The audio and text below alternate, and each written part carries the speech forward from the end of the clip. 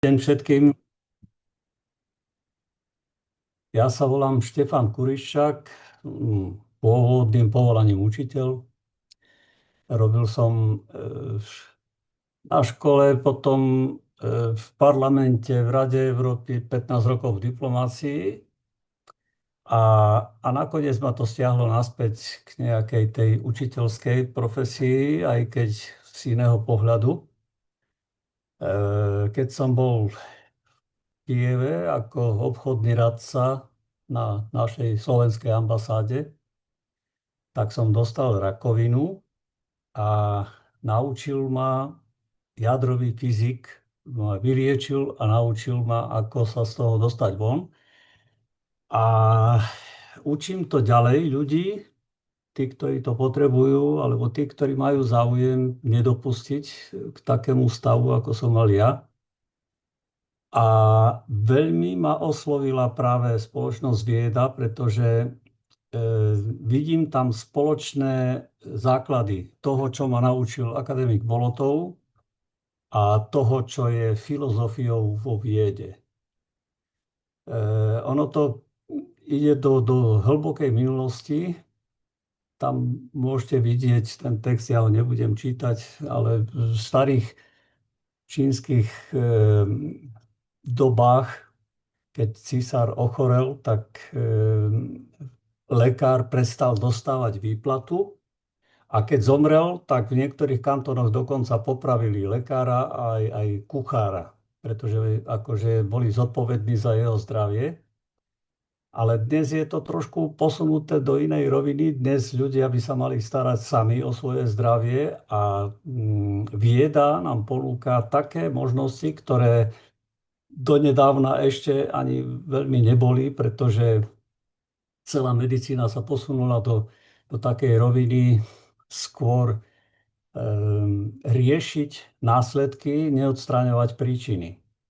A vieda nám pomáha odstrániť jednu zo základných príčin. Ja ju považujem za úplne prvopríčinu takmer všetkých ochorení. A dalo by sa to zjednodušene povedať, že takmer všetky ochorenia pramenia z toho, že máme nesprávne životné prostredie, vytvárame nesprávne životné prostredie pre naše bunky. A to je, keď sa to prostredie zakysľuje, alebo je príliš zasadité. Bohužiaľ, v dnešnej dobe sa všetci, úplné výnimky sú, keď je človek posunutý do tej zásaditej roviny, príliš zásaditej roviny, a väčšina ľudí je zakyslená. A ja sa vám pokúsim v tej krátkej hodinovej prednáške povedať, ako to vzniká, ako to odstraňovať, ako si pomôcť práve produktmi a prístrojmi od spoločnosti vieda.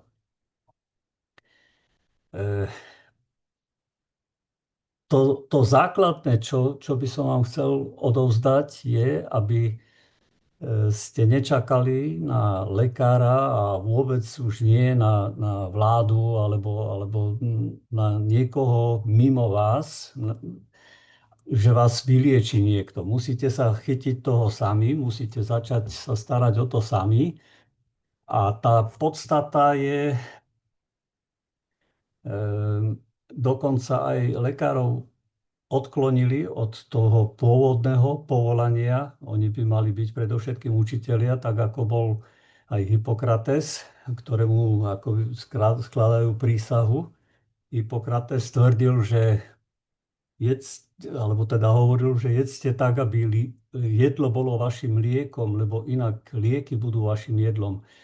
Ale keď sa pozriete na súčasnú dobu, tak opak je pravdou. Ľudia, ktorí sa dostanú raz k lekárovi, tak najprv skončia s jedným liekom a v dôchodku už proste jedia iba lieky.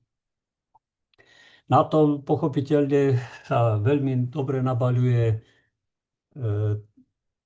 hrubo povedané Big Pharma. Je to vlastne komplex farmaceutických spoločností, ktoré sú poprepájané do všetkých úrovní, majú v rukách médiá, majú v rukách obrovské peniaze, potláčajú tie prírodné orientácie medicíny, tak ako sme sa liečili tisícročia, posledných 130 rokov vlastne ideme takou chemicko-technologickou cestou a to je zamerané iba na odstraňovanie následkov. Keď sa hovorí o tom, že nejaká poisťovňa má záujem o prevenciu, tak je to len zdanie. Pretože aj tá prevencia obyčajne vedie k nejakým poškodeniam organizmu. Napríklad typickým príkladom je mamograf. Hovoria, že choďte na mamograf, aby ste nedostali rakovinu, aby sa včas zistila tá rakovina. A v skutočnosti už je dokázané, že mamograf dokonca dokáže spustiť tú rakovinu.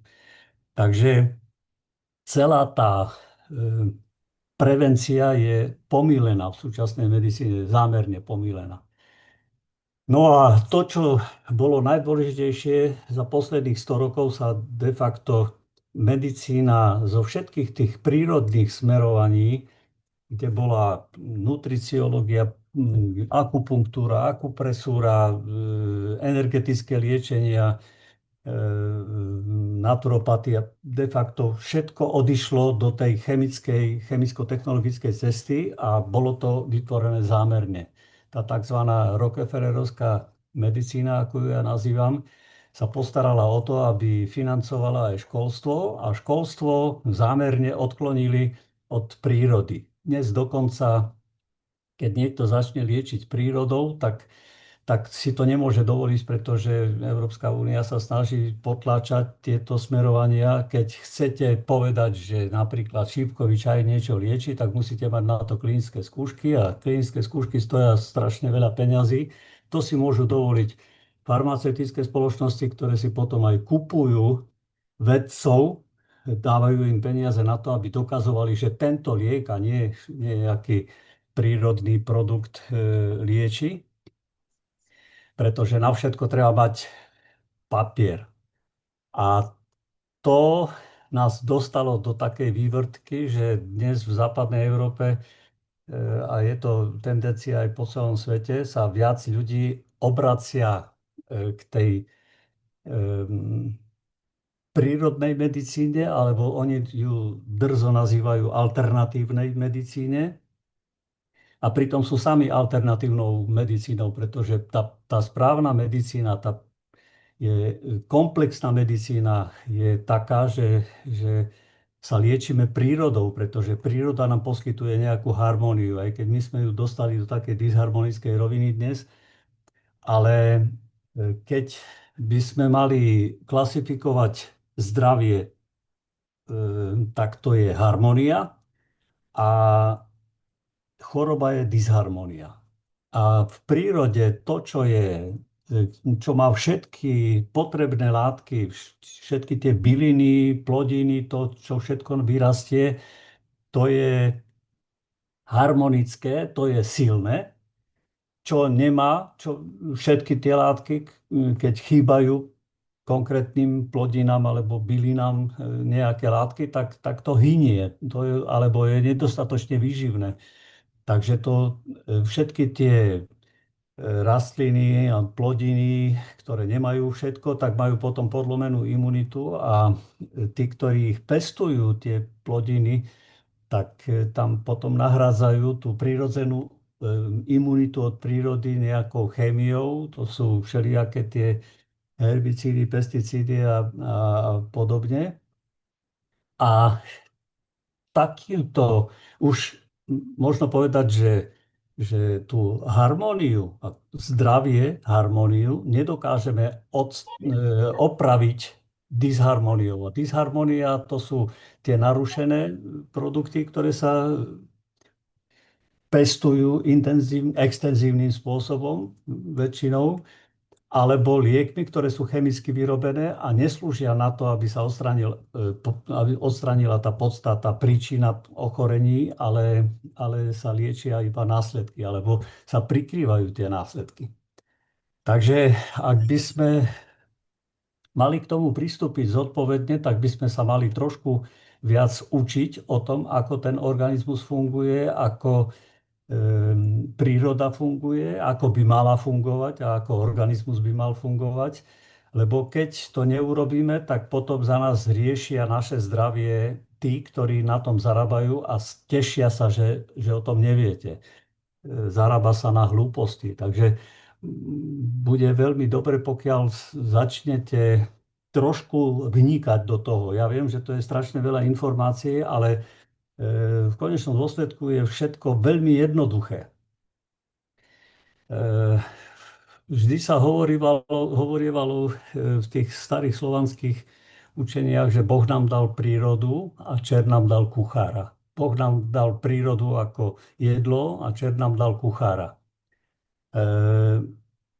Ten kuchár dokáže tie živé produkty, ktoré vyrastú, ktoré sa v prírode ktoré vyrastú a sú výživou pre naše bunky a obsahujú vitamíny a enzymy a ďalšie látky, tak tieto produkty my dokážeme v kuchyni zničiť.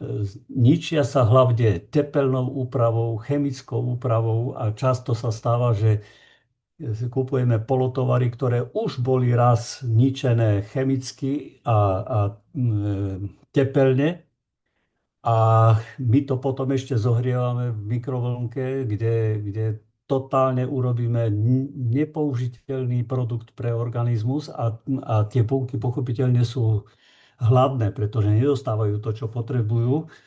Všetko to prechádza cez nás ako tranzitom.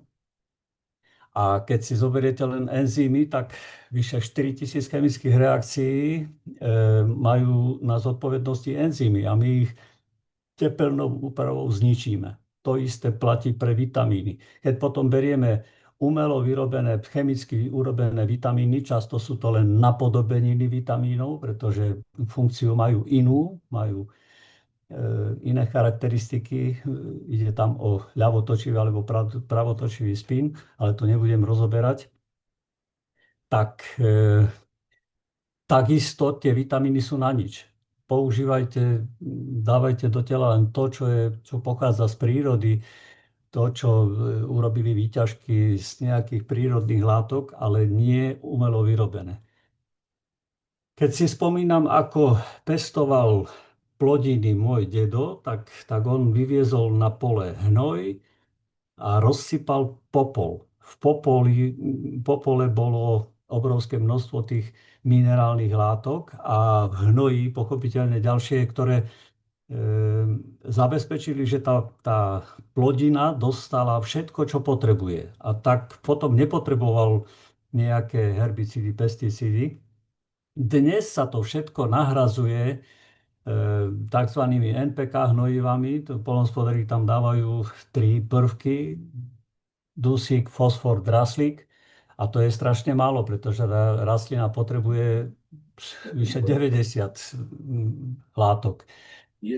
Herbicídy, pesticídy, ani nehovorím, DDT, ktoré bolo zakázané a glyfosát, to je to, čo Monsanto ako najväčší producent takýchto chemických hnojív. Glyfosát je 30 000 krát horší ako DDT, ale nikto to nezakazuje. Glyfosát to je niečo podobné, ako keď ste mali kedysi cigarety bez filtru a ľudia fajčili, aj keď lekári v 50 60 rokoch propagovali fajčenie pre zdravie. Dokonca odporúčali tehotným mamičkám aj mládeži dať si cigaretku pre zdravie a propagovali to lekári. Propagovali to najväčšie osobnosti. Išlo to zo Spojených štátov.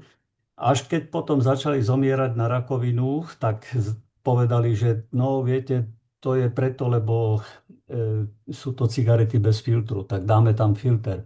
Dali tam filter, niečo odfiltrovali, ale de facto tým, že tam bol filter, tak organizmus sa začal oveľa viac otvárať tým jedovatým látkam. A dnes je to ešte horšie, pretože už fajčia deti a mládež tzv. Tie elektronické cigarety a tam je úplne organizmus otvorený do Korán. Už sú štúdie v Spojených štátoch, začínajú sa zobudzať, ale kedy sa ľudstvo zobudí, že prestane sa ničiť, keď už zničilo prírodu, ťažko predpokladať, pretože celá história nám ukazuje na to, že vždy, keď sa objavilo niečo, keď sa zistilo niečo, že nám pomáha, napríklad e, nedostatok vitamínu C alebo nedostatok vitamínu B v minulosti, zistili, že nebola tá epidémia alebo pandémia dôsledok nejakých vírusov, baktérií, parazitov, ale dôsledok toho, že tá bunka bola nedostatočne vyživená. Napríklad celé východné pobrežie Spojených štátov svojho času vymrelo, bola taká choroba pelagra, rozpadávala sa koža a musím, preto to spomínam, lebo zo Slovenska pochádzal jeden lekár židovského pôvodu, ktorý v Spojených štátoch zistil, že dá sa to riešiť vitamínmi skupiny B. A začali dávať vitamíny skupiny B a ľudia sa začali liečiť. Takže my sme stále trošku pozadu. A najlepšou zbraňou proti tomu, aby na tej nevedomosti kto si zarábal, tak je to, že sa budeme sami vzdelávať. Preto aspoň niečo chcem priniesť do toho. Dnes je skutočne taká doba, že viac ľudí zomiera od jedla ako v minulých dobách od hladu.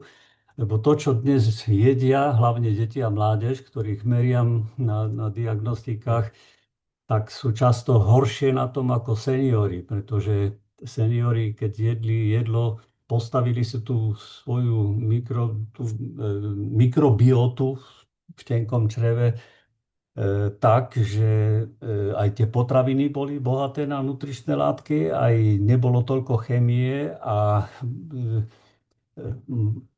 sú na tom často lepšie ako deti a mládež, ktorí jedia jedlá, ktoré sú katastrofa. Vyzerá to ako jedlo, vyzerá to oveľa krajšie ako kedysi to jedlo, chutí to oveľa lepšie ako to jedlo, ale nie je to jedlo. Často sú to len náhražky. No a aby sa tie živiny dostali k bunkám, tak potrebujeme vedieť, že existuje nejaký srdcovo-cievny systém a ten srdcovo-cievny systém pozostáva na 80% z kapilár.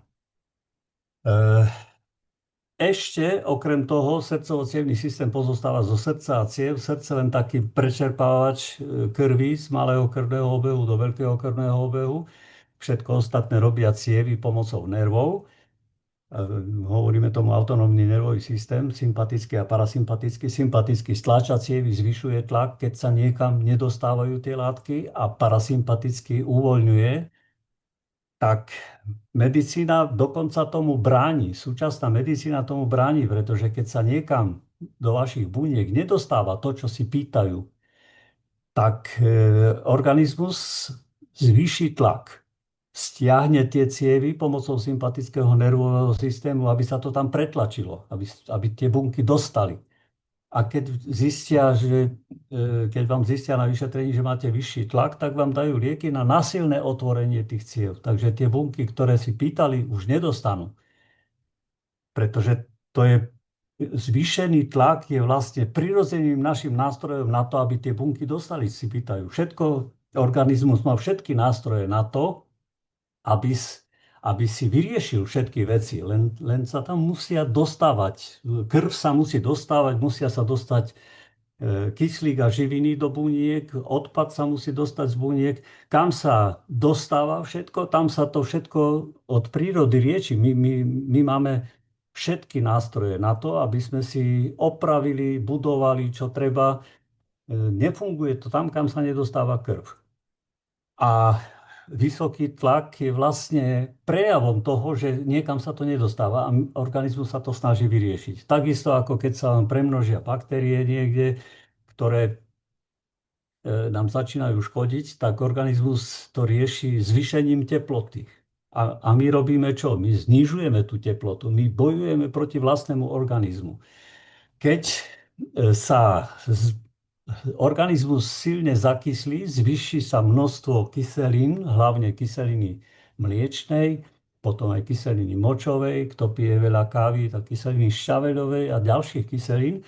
A kyseliny sú aj cukry, to je veľa cukrov a cukry to nie sú len rafinovaný cukor, ale to je 72 druhov cukrov. Najviac jeme tie škrobové jedlá, to sú cukry, rýchlo premeniteľné na energiu. Takže keď sa začneme poškodzovať tými kryštálikmi kyselín, lebo tie kyseliny kryštalizujú, a keď zarežú do tej steny cievy, tak tam organizmus na to má nástroj, aby to opravil. A to je cholesterol. Cholesterol spolu s vápnikom.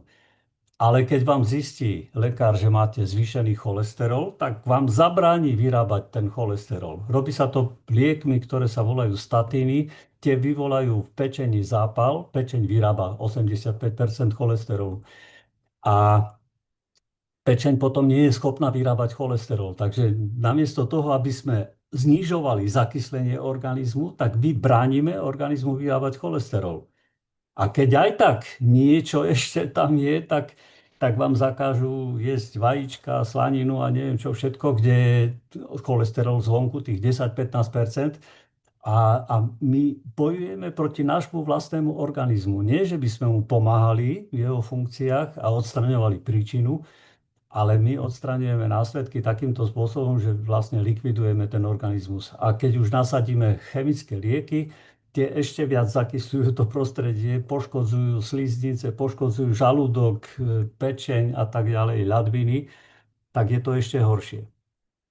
Skúsime sa teraz pozrieť na to, prečo o tom tak hovorím a aký to má súvis s viedou. Vieda. Mne sa veľmi páči, že oni sa pustili tým smerom, že začali vyrábať prístroje a produkty, ktoré vyrábajú záporné jóny. Prečo je to veľmi dôležité? Záporné jóny alebo anióny. Keď je prevaha záporných jónov v krvi, krvinky sa držia od seba oddelenie. Červené krvinky. Tie nesú kyslík k bunkám. Čiže vidíte na tom obrázku vľavo, na hornom, tam, kde prevažujú záporné jóny, krvinky sú od seba oddelené a takáto krv sa dostáva do buniek. Dostáva sa nie do buniek, ale do kapilár. Kapiláry sú tenšie, ako je veľkosť červenej krvinky. Červená krvinka je ako taký pampúšik, ona sa musí skrčiť a vtedy sa pretláča cez tú kapiláru a tým trením vlastne ona zhadzuje z tých hemov kyslík do medzibunkového priestoru, kde si ho bunky berú. Keď začne prevážovať kladný náboj, keď sa začíname zakysľovať, tak tá krv sa začína zlepovať. Je to ten obrázok uprostred, taká krv, hovoríme tomu hrulo alebo mincové stĺpiky. A takáto krv funguje už len zhruba na 20%, pretože ona sa do kapilár nedostáva. Ona sa dostáva efektívne do arteriol, ale do kapilár sa nedostáva. A keď sa zlepí úplne tak, ako na tom treťom obrázku, kde je silne zakyslený organizmus, kde sa tie červené krvinky zlepia do takých konglomerátov, tak taká krv funguje na 5 až 10%. My sa totálne intenzívne likvidujeme. Bunka, ktorá nedostane kyslík, ona začne vyrábať veľmi málo energie a veľmi veľa kyseliny mliečnej. Takže potom človeka ťahá na sladké alebo na škrobové jedla. V jednom kuse proste chceme jesť, pretože tie bunky, ktoré nedostali kyslík, prepnú sa do režimu, kedy začnú vyrábať bez kyslíka a potrebujú veľa glukózy, tak oni si pýtajú tú glukózu. A my sa nevieme ubrániť, my sme hladní. Tá bunka vyrába taký hormón grelín, hormón hladu, ktorý hovorí, pomoc, my sme tu hladné.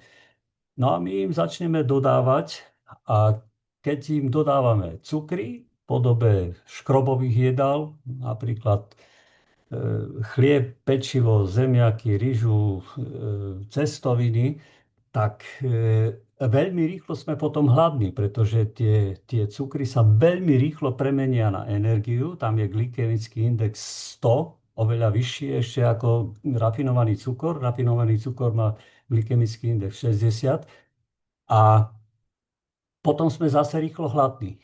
Takže a teraz si pozrieme, ako to vyzerá v tej magistrálnej cieve. To je artéria, ktorej tá krv ide ľahko. Napravo vidíte, ako sa tie červené krvinky zlepili. Tam sa, keď sa vyrobilo veľa cholesterolu, tzv. LDL cholesterolu, ktorý nedokáže opravovať poškodenia, ale skôr lepí tie steny a tam sa chytajú potom aj červené krvinky. Keď sa pozriete tu je už arteriola, to je tenšia cievka. Artéria je najväčšia, magistrála, potom je arteriola, to je tenšia cievka a tam už tie červené krvinky sú napchaté ako na prepchatej diaľnici. Vidíte, že tam ešte sú tie krvinky, nie sú zlepené, idú ako keby voľne vedľa seba. A takto to vyzerá v kapiláre. Vpravo hore je kapilára, tam to vidno najlepšie, ako sa tá červená krvinka skrčí ako do takého účka a vtedy sa rýchlo pretlača cez tú kapiláru. Vľavo dole vidíte na elektronkovom mikroskope prierez, kde tá červená krvinka je ešte taká, kde tá kapilára ešte nie je tenšia ako je červená krvinka a ešte sa zmestí celá. Keď sa však červené krvinky zlepia tak, ako sú pravo dole, do tzv. Rulov, tak tam je na obrázku, ako sa to pretrhlo, ako sa tá cievka pretrhla a tá krv vyšla vonku. Čiže keď sa takáto cievka pretrhne na nohe alebo niekde na tele na nedôležitom mieste, tak to veľmi nevadí, pretože my máme schopnosť vytvoriť nejaké náhradné cesty, ale keď sa to stane v srdci alebo v mozgu, tam už je to problém. Tam môže dojsť k silnému poškodeniu zdravia. No a keď sa takto krv zlepí, ako vidíte vpravo dole, tak takáto krv sa nedostáva do kapilár a potom bunky vyrábajú veľa kyseliny mliečnej, pretože nedostávajú kyslík. Takto to vyzerá potom aj vpravo, aj vľavo vidíte tie obrázky. Na ľavom obrázku vidno kyselinu močovú, kryštál kyseliny močovej. Vpravo je kyselina mliečna. To sú ako rozbité sklíčka, ktoré tie kyseliny kryštalizujú ako rozbité sklíčka, nielen poškodzujú cievy, ale šľachy, kĺby, všetko. U žien sa to napríklad prejavuje výrazne tým, že vzniknú haluxy. Tam sa tie sklička, kde sa uložia do toho kĺbu a my pohybujeme tým kĺbom, tak cholesterol tam stále opravuje, lebo tie sklička poškodzujú to tkanivo a cholesterol to stále opravuje, pokiaľ nám nedali statiny, pochopiteľne. Starší ľudia potom už majú také veľké kĺby na rukách, na nohách. To je presne to.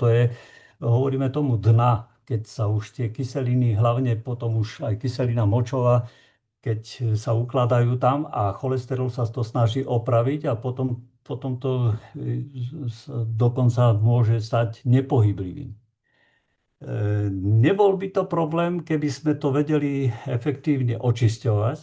Tie cievy dokáže očisťovať kysličník dusnatý. Tam, kde ten kryštálik kyseliny, akejkoľvek kyseliny poškodil sliznicu tej steny, tak tam vznikne tá hora, čo tam vidíte, to je vlastne kardiovaskulárny plát. To je oprava toho miesta, kde sa poškodilo. A keď už sa to miesto zahojí pod tým kardiovaskulárnym plátom, tak kysličník dusnatý to rozbíja. Kysličník dusnatý je taký plyn, ktorý To sú vlastne ako voľné radikály, ktoré veľmi krátko fungujú, veľmi krátko existujú, ale fungujú ako rozbušky, ako rozbijajú tie kardiovaskulárne platy. Pokiaľ ten kysličník dusnatý vyrábame, a my ho vyrábame hlavne v tom jednoepitelovej vrstve cievy, a on musí spod tých kardiovaskulárnych plátov sa dostať von. Musí sa dostať do toho krvného obehu. A ešte sa potrebuje vyrobiť. Aby sme ho vyrobili, potrebujeme mať kvalitnú potravu. Potrebujeme tam mať dve aminokyseliny, L-citrulín, L-arginín. Pokiaľ ich nemáme, tak nedokážeme efektívne vyrábať kysličník dusnatý. A pokiaľ je tá cieva už zarastená ako vodovodné potrubie kameňom, tak ten kysličník dusnatý, aj keby sa vyrobil, tak sa nedostane do tej krvi a potom ťažko čistíme tie cievy. Tu si skúsime pozrieť na ten základ. Ja neviem, či vidno aj ten kurzor, možno, že to vidíte. Na tom ľavom obrázku je schéma toho, ako vyzerá ten tráviaci systém, a tu sa začína celá tá filozofia vytvárania slabo zásaditého prostredia v medzibunkovom priestore. Aby sme mali všetky živiny pre bunky, potrebujeme tri základné zložky. Jedna, to sú cukry, tie sa naštepujú v ústach, tam sú slinné žľazy a v slinných žľazách je enzym amyláza. Ten enzym naštepuje cukry. Keď ich naštiepí, potom sa doštiepia v tenkom čreve. V žalúdku sa štiepia bielkoviny. Tam sa v silno kyslom prostredí musia rozštiepiť bielkoviny na aminokyseliny a potom sa doštiepujú v tenkom čreve. V tenkom čreve to majú na starosti baktérie, je ich okolo 1900 druhov, ktoré to majú dokončiť to, čo sa začalo v ústach cukry štiepiť a bielkoviny v žalúdku. A v dvanástniku, to je hneď prvá časť tenkého čreva za žalúdkom, sa štiepia tuky. Tu je v priereze vľavo, ako to vyzerá, ten zvierač medzi žalúdkom, najkyslejším miestom v organizme, a dvanástnikom sa volá pylorus. To je veľmi dôležité miesto, to je taký zhrubnutý sval, ktorý má držať ten žalúdok zatvorený, aby sa čím lepšie rozložili bielkoviny, ktoré tam sa začnú tráviť v kyslom prostredí. Keď sa však zníži kyslosť v žalúdku, tak pylorus sa otvorí, trávenina prejde do dvanástnika, tam sa to neutralizuje, to je najzásaditejšie miesto v organizme. A v slabo zásaditom prostredí, v tenkom čreve, sa ten proces dokončí. Čiže v ústach naštepujeme cukry, v žalúdku hlavne bielkoviny a v dvanástniku tuky. Čo sa stane, keď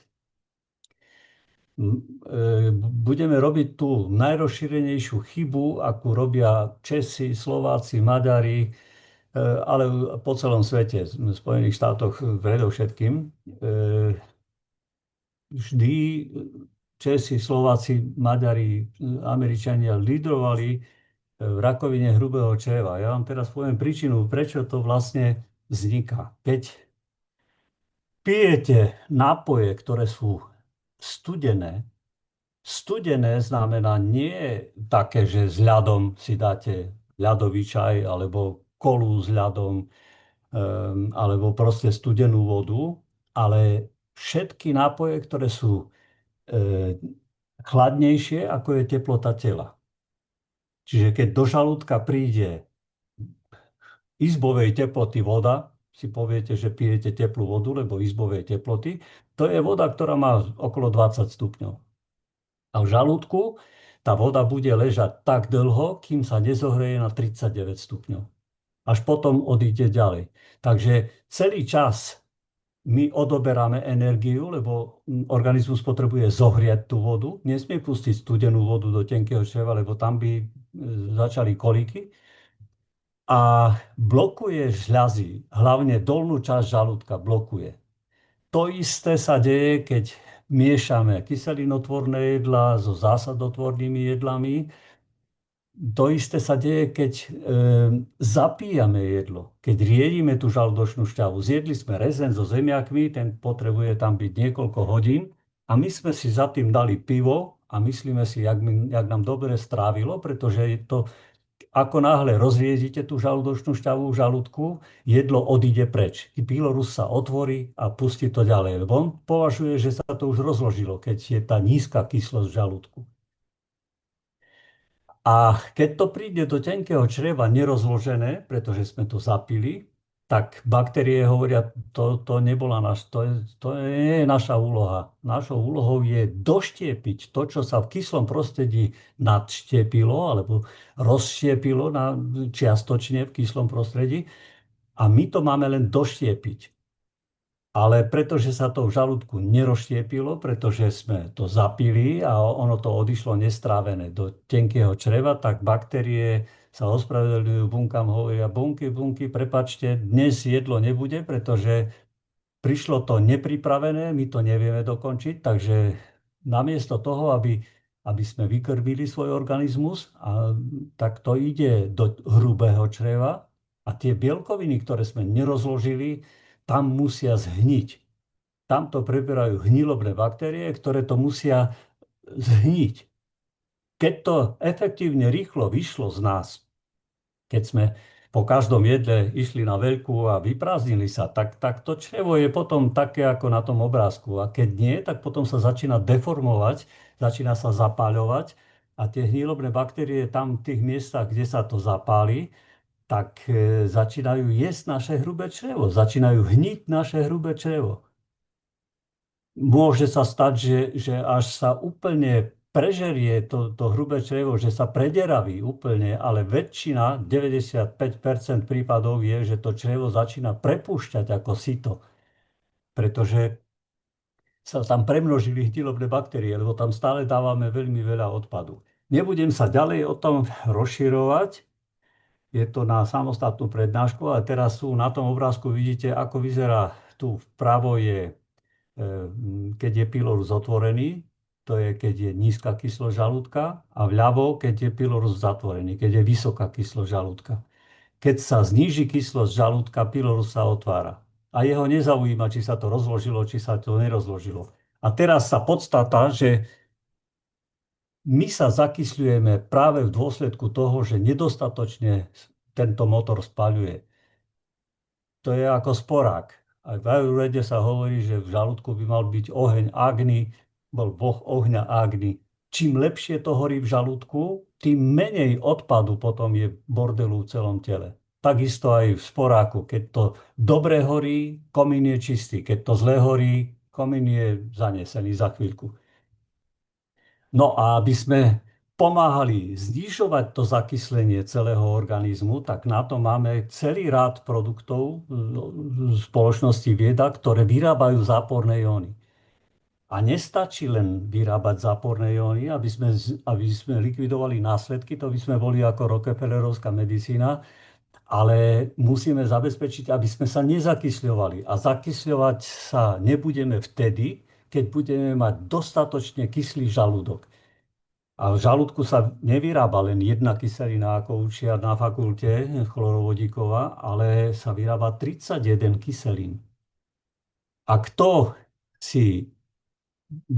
počúva poradcov, ktorí hovoria, že nesolte, a takisto väčšina lekárov to tvrdí, nesolte, lebo sa vám bude zvyšovať tlak, nie je to pravda, pretože bez soli si nevyrobíte ani tú najdôležitejšiu kyselinu, chlorovodíkovú. Jej sa najviac vyrába v žalúdku. Keď si nevyrobíte chlorovodíkovú kyselinu, nedokonale budete štiepiť bielkoviny, nedokážete zabiť tie baktérie, parazity, plesne, všetko, čo prichádza s jedlom. Žalúdok je sterilizátor. Takže sa to potom dostane do čriev a nakoniec až do krvi. Cez zdieravé hrubé črevo sa dostáva do celého organizmu. Takže keď nebudete dostatočne soliť, tak nebudete mať ani kvalitnú lymfu. Lymfa musí byť nasýtený solný roztok, lebo to, čo sa nezlikviduje v krvi, to sa potom likviduje v lymfe. A tá musí byť slaná.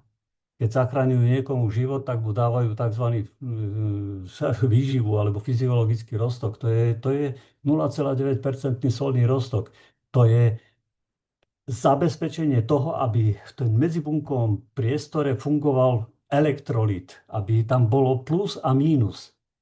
Prečo je to dôležité? Teraz ešte sa pozastavím nad tým, ako je obrovský omyl v tom, že hovoria, že pálenie žáhy alebo reflux, že to je dôsledok vysokej kyslosti žalúdka. Nie je to tak. Je to, keď som hovoril o tom, že v tej dolnej časti žalúdka, že keď tam stoja chladnejšie nápoje dlhšie, tak blokujú tú spodnú časť žalúdka. No, ona tie žľazy postupne prestávajú dobre vyrábať kyseliny a keď zapijame jedlo, to isté sa deje a tá spodná časť žalúdka, keď je už slabá a my zjeme nejaké kyselinotvorné jedlo, tak žalúdok oddelí to slabé miesto od silno kyslého. To znamená, tá kardiálna časť žalúdka je ešte dostatočne kyslá, tak on sa stiahne ako presypacie hodiny a vtedy vytlačí tú kyselinu hore do pažeráka a poškodzujeme pochopiteľne pažerák, lebo tam v žalúdku je vysoká kyslosť, ako v akumulátore 1,2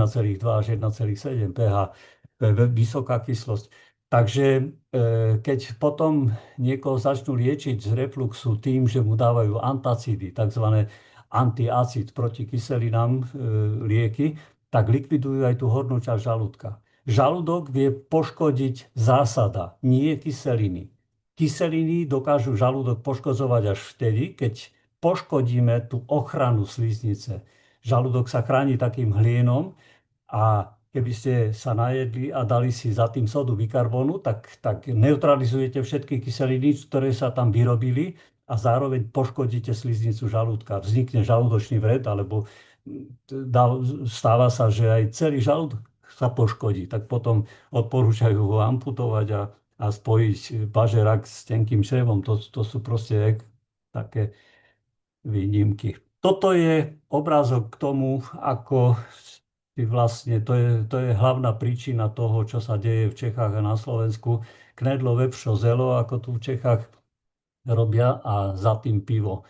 A ešte si ten človek povie, pán Vrchný, ešte jedno pivo, lebo vynikajúco mi to strávilo. To jedlo vľavo, to je mŕtve jedlo. To je jedlo, ktoré je tepelne upravované, sú tam hlavne cukry a ťažko straviteľné bielkoviny, lebo už sú tepelne skrútené. Čím viac tepelne sa upravuje to mäso, tak tým horšie, ťažšie sa rozkladá. Na to potrebujeme veľmi kvalitnú žalúdočnú šťavu, aby sa rozložilo. A keď to zapijeme, tak sa to nerozloží, len to odíde do hrubého čreva, tam to hníje potom. Takže nízka kyslosť žalúdka, tá vedie k tomu, že chýbajú nám potom celý rad minerálnych látok. Železo, zinok, vápnik, horčík, vitamín B12, všetko možné. A prejavuje sa to tak, ako u mnohých ľudí po jedle. Majú grganie, nafúkuje ich, majú vetry a tak ďalej. To sú následky toho, že máme nedostatočne kyslý žalúdok. Pozrite sa, ako vyzerá črevo u väčšiny ľudí. Starší ľudia už majú katastrofálne, to črevo vyzerá.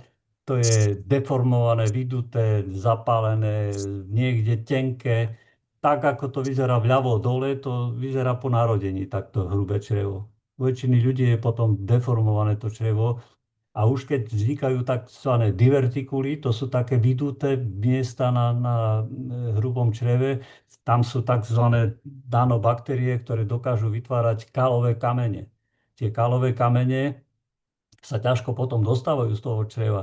Môžeme urobiť to, že vyčistíme to črevo, ale tie kalové kamene sa ťažko dostávajú a trvá to veľmi dlho. Takto vyzerá črevo po narodení a tu máte len hrubú mapu toho, podľa toho, kde to črevo začne prepúšťať, kde tie hnilobné baktérie poškodia tú sliznicu, ono ju poškodí zápcha, keď tam vznikne kalový kameň, keď sa dlho nejdete na vecko, a tá stena sa poškodí, zapáli sa, tak tam tie hnilobné baktérie potom majú schopnosť začať deraviť to črevo. Takže tie jedovaté látky začínajú prestupovať do organizmu priamo a mali by sa vstrebať do pečenie a pečeň to nesmie pustiť do krvi. A ono to ide rovno do krvi alebo do susedných orgánov. Všetky tie orgány, ktoré vidíte, to je len hrubá mapa toho, kde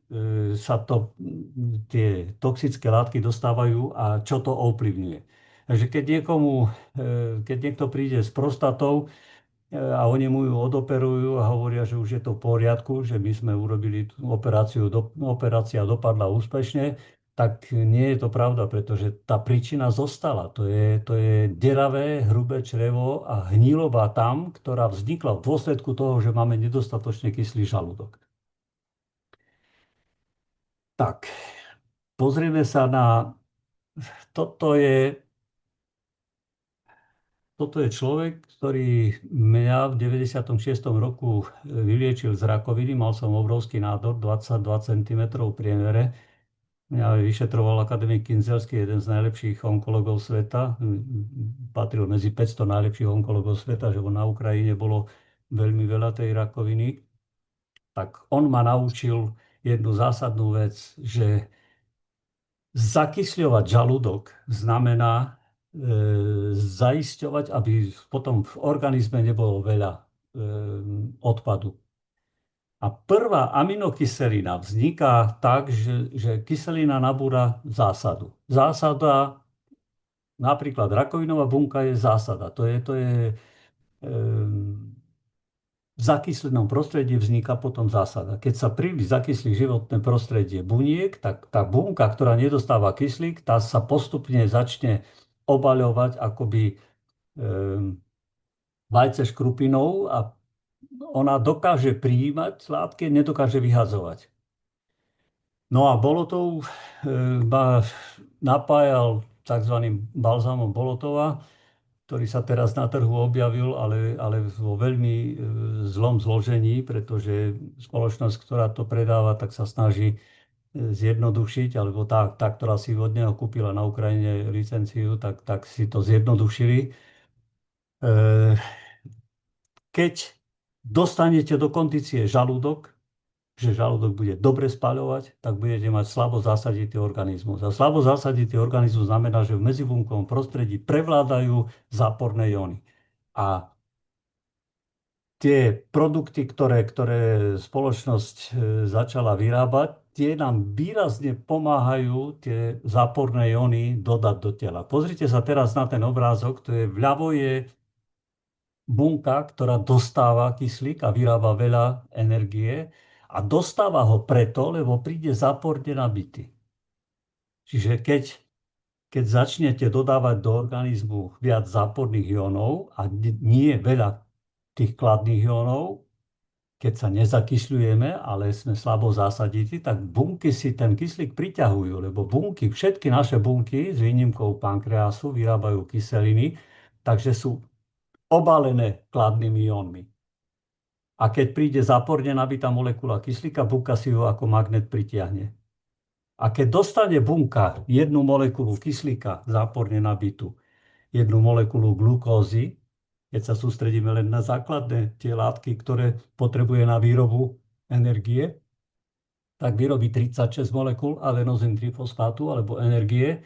A keď dostaneme ešte molekulu zdravého tuku, tak vyrobíme 102 molekuly energie.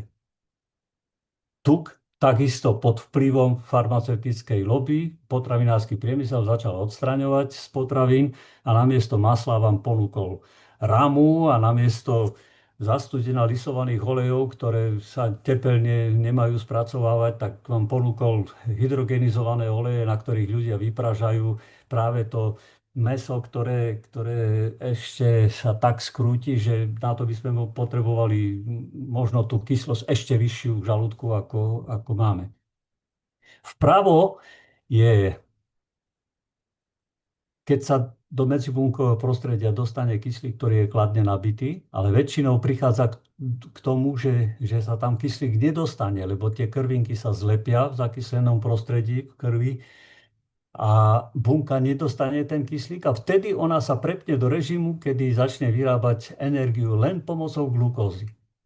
A tej potrebuje 10 až 15 krát viac, Američania tvrdia, že až 400 krát viac. A vyrobí len 2 molekuly energie.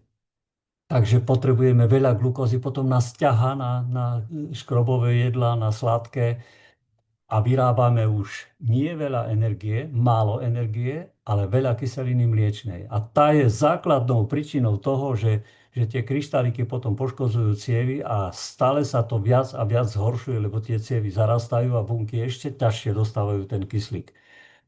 Ten kyslík sa dostane iba s vodou. Voda má vzorec H2O, čím vodík je kladne nabitý, OH je záporne nabité. Čím viac tých OH skupín, tým lepšie. Aj v prírode, keď nadýchate vzduch niekde pri vodopádoch, tak tam je veľa tých OH skupín, tam, kde už sa kyslík spojil s tým vodíkom, vytvoril hydroxid. To sú tzv. Vzdušné vitamíny.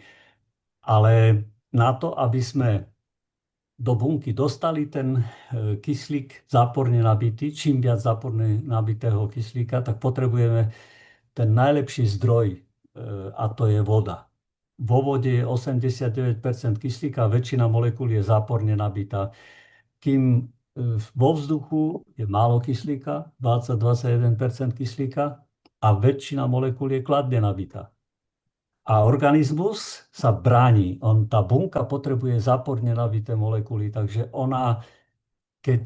organizmus, keď sa nadýchnete, tak on aj priedušničky, aj cievy stiahne.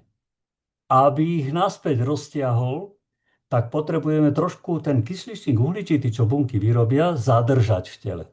Keď ho nezadržíme, tak zostanú stiahnuté cievy a potom bunky nedostávajú kyslík a máme ten obrázok ako vpravo. Čím viac takých buniek máme, tým máme menej energie. Teraz sa vrátim k tomu, čo nám poskytuje vieda.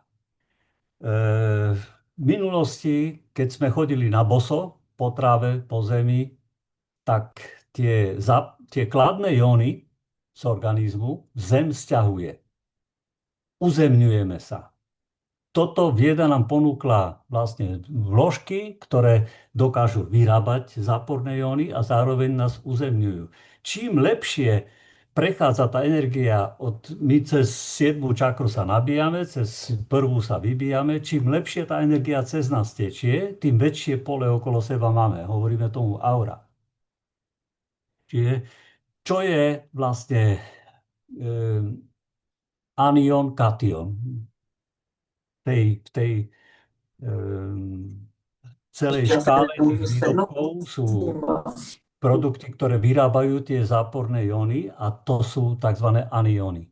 To sú tie, ktoré majú viac elektrónov ako protónov, lebo anióny nás robia slabo zásaditými a katióny nás robia kyslými, viac zakyslenými. Potom bunka ťažko dostáva kyslík.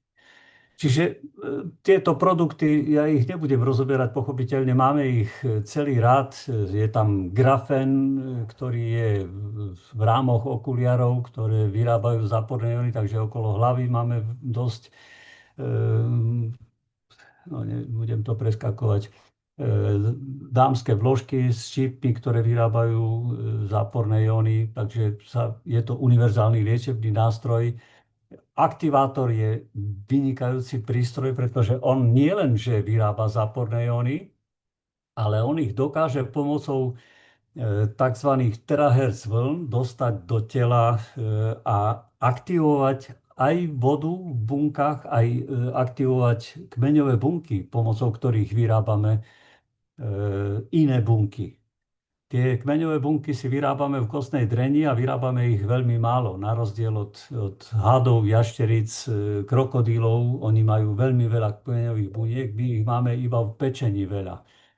Takže Američania napriek tomu, že je nejaká taká obchodná vojna čínsko-americká, tak tieto technológie, ktoré sa vyvinuli nezávisle, terahertz vlny a grafén, grafén je inak ruský vynález, tak začali propagovať, pretože tie big pharma spoločnosti, tie farmaceutické spoločnosti sa ukázali veľmi negatívne práve počas pandémie, umelo vytvorenej pandémie. No a v Amerike sú aj takí, nebudem vám to púšťať, Elon Musk, ktorý propaguje práve tieto technológie, pretože sú jednoduché, univerzálne. Nemusíte jesť obrovské množstvo všelijakých liekov a nemusíte dopustiť, aby ste sa dostali až do nemocnice, kde už ste náklady na liečenie sú obrovské. Možno je dobre, že Amerika sa dostala do takej situácie, že je pred kolapsom, pretože konečne siahli po takých technológiách, ktoré riešia príčinu a nie následok. Nebudem rozoberať aktivátor buniek, v Amerike sa to volá Ionic Care. Hovorí o tom aj Fox News televízia, kde dokonca propagujú ten prístroj. Hovorí o tom aj prezident a dáva ministrovi vlastne také usmernenie, aby ľudia sa začali riešiť, lebo zdravotná starostlivosť v Spojených štátoch je na dosť mizernej úrovni, pretože si ju vedia dovoliť tí najbohatší, tí chudobní majú smolu. No a možno práve preto tie farmaceutické spoločnosti začali im klesať akcie až o 80% a tým pádom je to také, je to platforma na to, aby sa dostali nové technológie do sveta. Ja vám ukážem len dva príklady, to sú z mojich osobných skúseností, kde pán, ktorý mal 30 rokov diabetes, tie bercové vredy, čo vidíte, to je večer. 2 roky tie bercové vredy boli také, že mu mokvali, tak stále chodil obviazaný, alebo inak to bolo vidno až na nohaviciach. Stretli sme sa v Prahe, keď bol na gyrudoterapii, tomu nepomohlo, dokonca mu to ešte zhoršilo. A pozrite sa, večer, ako vyzerali tie bercové vredy, potom mu brat pofúkal 3x po 3 minúty. 3x3 minúty. Ráno to vyzeralo vpravo, to je už po 3 minútových procedúrach a po 2 týždňoch vpravo to už je úplne ako keby zdravé. Jasné, že to nie je úplne zdravé, lebo diabetik, on má silne zanesené všetky cievy, práve cukrami poškodené a zarastené. Tu je príklad, vpravo je príklad z Nemecka, to mi doniesol kolega z Nemecka. Koža, ktorá bola od kolena dole, bola úplne, neobnovovala sa. Vyzeralo to ako zodratá koža a chodili po všetkých odborníkoch, hľadali, kde pomôcť, nikto im nevedel pomôcť. A po 4 terapiách aktivátorom dole sa obnovila koža. Ten taký revolučný prístroj, ktorý... Prosím? Ktorý dodáva veľké množstvo záporných ionov cez nohy a zároveň tým zvyšuje viskozitu krvi, aj lymfy. Kyslík sa dostáva k bunkám, vyrába viac energie, sa volá Ventun. To je taký Mercedes medzi Trabantmi, možno povedať, pretože výrazne pomáha celý organizmus liečiť. Je to taký unikátny nástroj pre celú rodinu, na liečenie celej rodiny. Ja len taký obrázok k tomu, čo sú vlastne tie terahertz vlny. Terahertz vlny majú také miestečko medzi mikrovlnkou a infračervenými. To je také úzke pásmo, ktoré spôsobuje, že tie vlny vstupujú do organizmu, ale na rozdiel od mikrovlnky, ktorá poškodzuje všetky bunky, pretože ich rozvibruje tak, že sa likvidujú, oni sa zohrievajú, príliš sa zohrievajú, tak terahertz vlny poškodzujú len tie poškodené bunky. Čiže zohrievajú len tie poškodené bunky. To je taký obrovský objav, ktorý to je od 0,3 do 1 mm, myslím, tie vlny.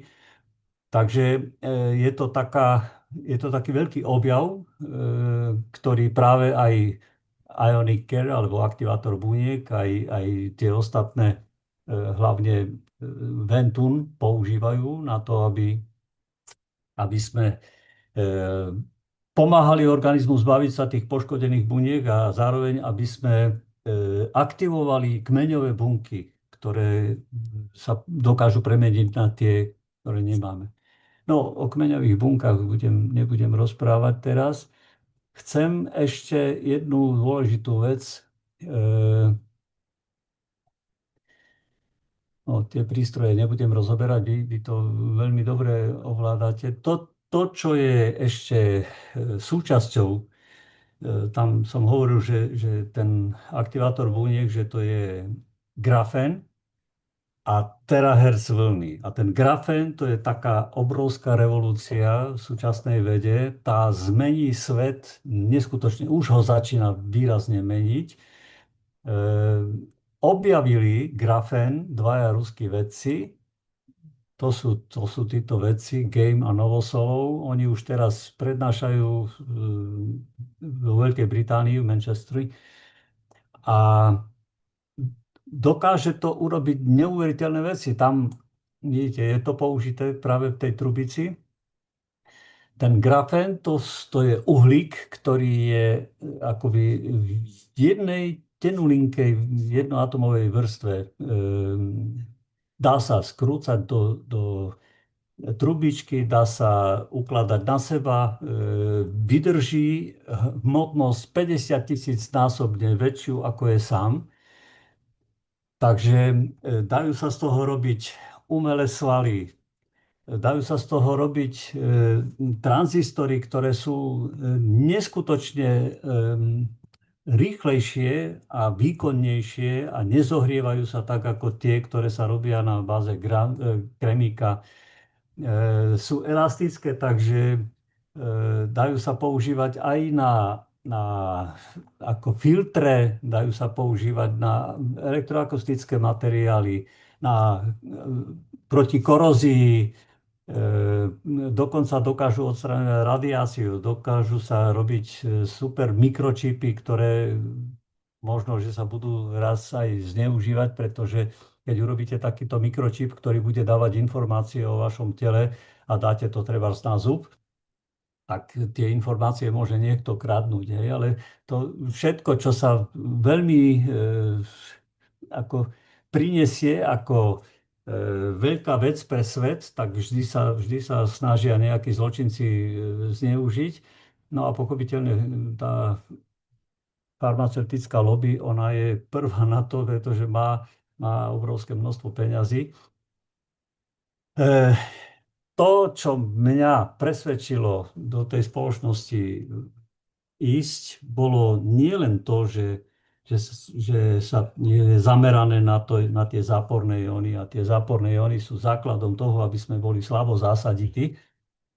Teda okrem toho, že kyslý musí byť žalúdok. Žalúdok musí byť vysoko kyslý a zvyšok organizmu je potom slabo zasaditý. A pretože ho nemáme dostatočne zasaditý, tak toto sú nástroje na to, aby sme pomáhali urobiť ten organizmus slabo zasaditý, aby sme tam dávali čím viac tých záporných jónov.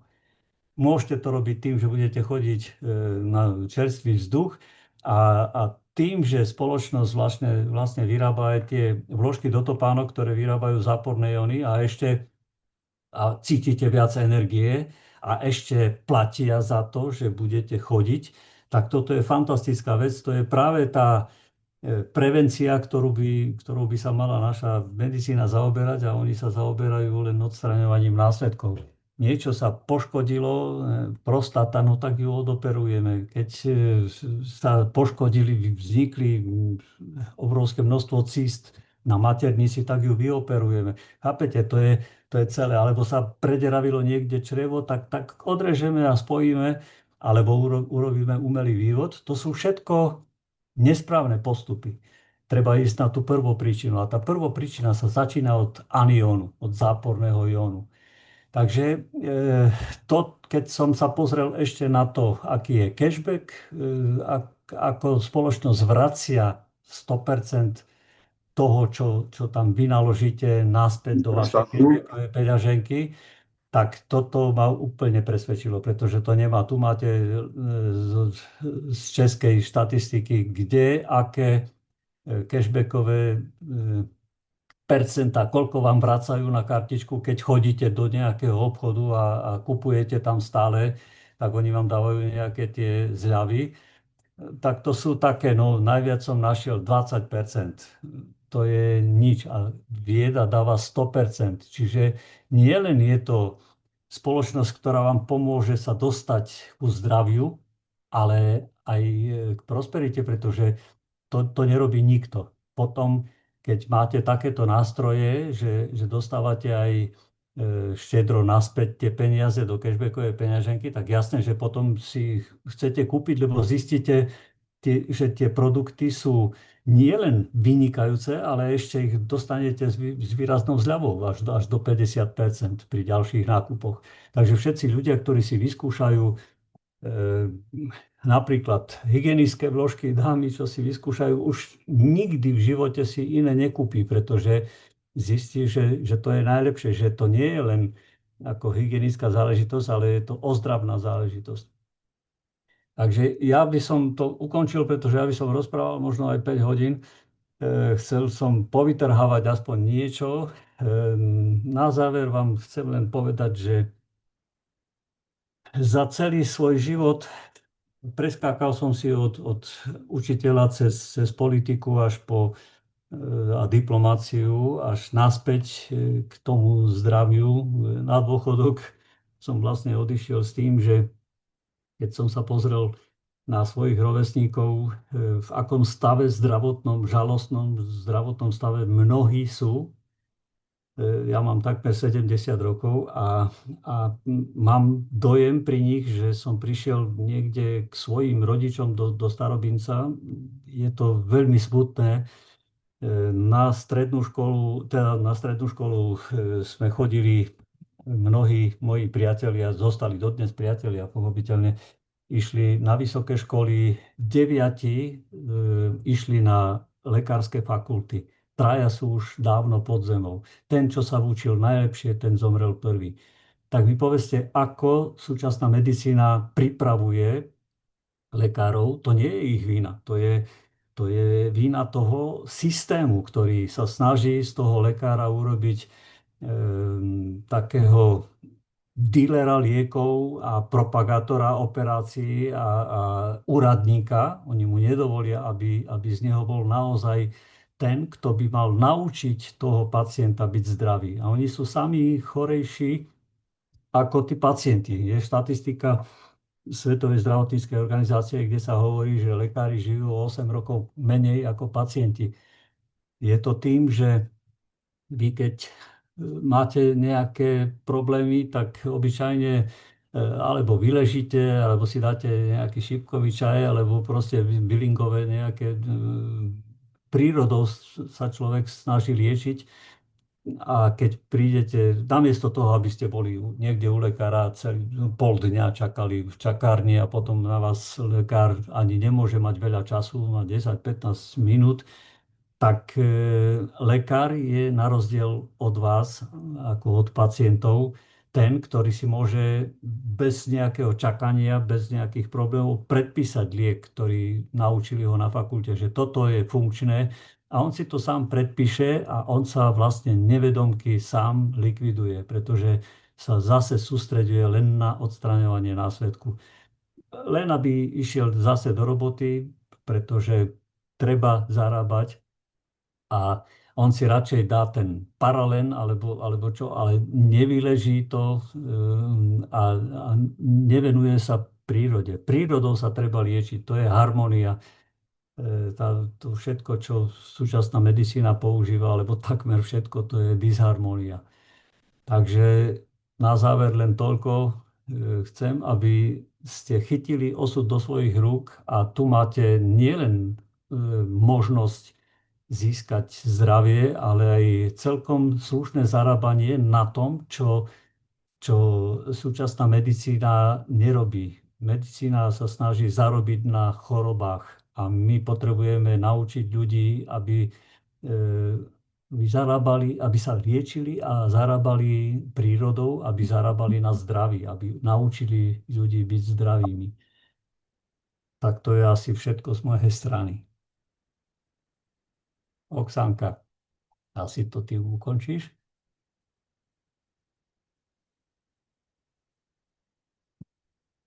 Asi ma nechcela už počúvať, tak odišla.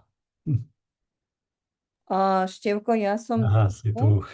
Treba zastaviť potom share obrazovky, aby sme ťa videli. Áno. Sharing si zastav, lebo teraz vidíme len prázdny Počkaj. obrazok. Tak ja vypnem asi nahrávanie. Tým pádom ty si skončil, hej? Čo si chcel povedať? Áno, skončil som. Dobre.